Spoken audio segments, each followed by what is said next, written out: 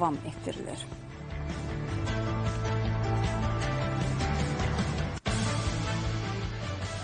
Ailə başçısını itirməyə görə aylıq pensiya və ya müavinət alan, ailəsinin əyani təhsil alan övladlarına bu sosial ödəniş onların 23 yaşı tamam olana qədər ödənilir.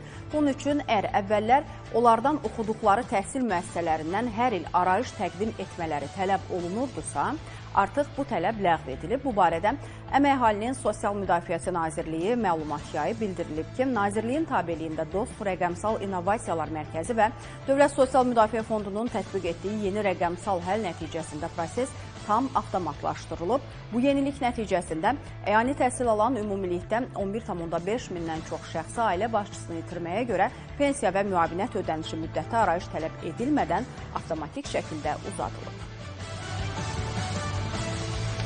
Xarici xəbərlərə keçid alacağıq indi. İranın hansı hərbi infrastrukturu hara köçürdüyünü bilirik. Bunu